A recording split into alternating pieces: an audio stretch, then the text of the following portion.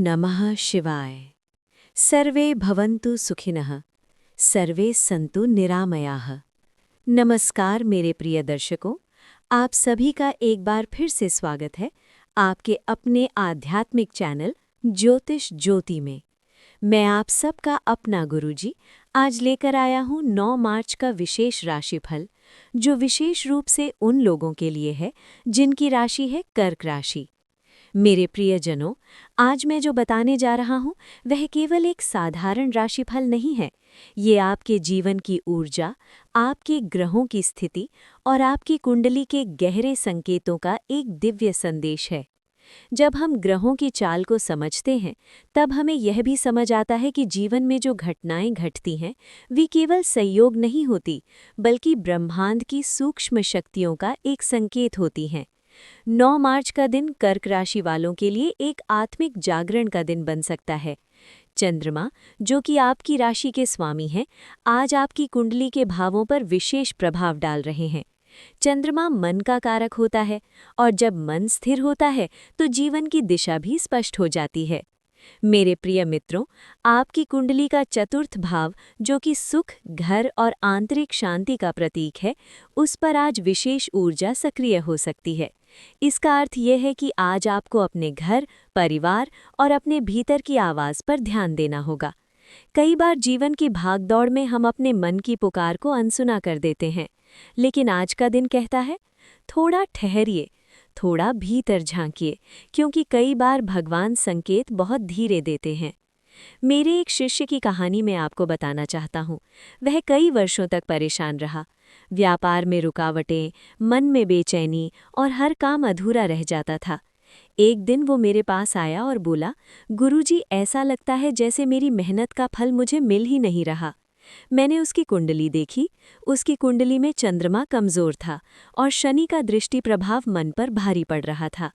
मैंने उससे केवल इतना कहा, हर सोमवार भगवान शिव के मंदिर जाओ और मन से ये मंत्र जपो, ओम सोम सोमाय नमः।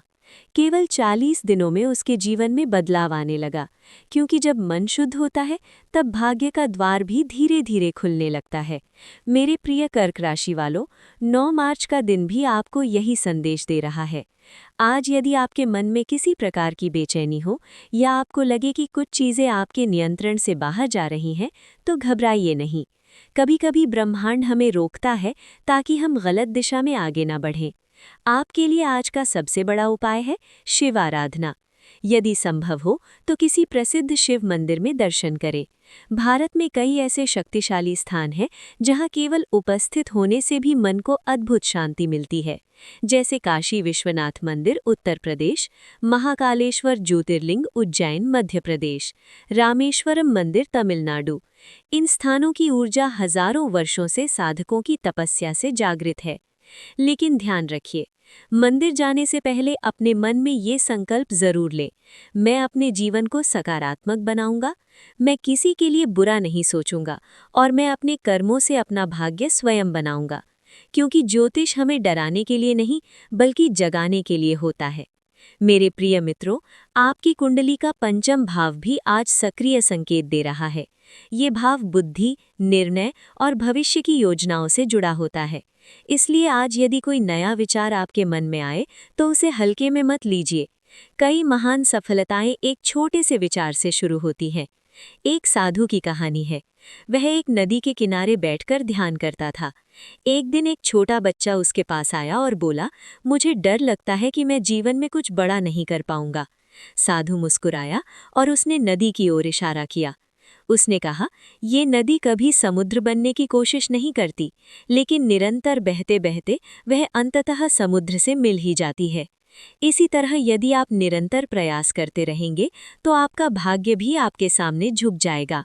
याद रखिए, आपका आत्मविश्वास ही आपका सबसे बड़ा ग्रह है। जब आप अपने मन से कहते हैं, मैं कर सकता हूँ, भगवान मेरे साथ हैं, तब पूरे ब्रह्मांड की ऊर्जा आपके पक्ष में काम करने लगती है। और आज 9 मार्च को कर्क राशि वालों के लिए यही सबसे बड़ा संदेश है। अपने मन को मजबूत बनाइए, अपने विचारों को पवित्र रखिए और भगवान पर विश्वास रखिए।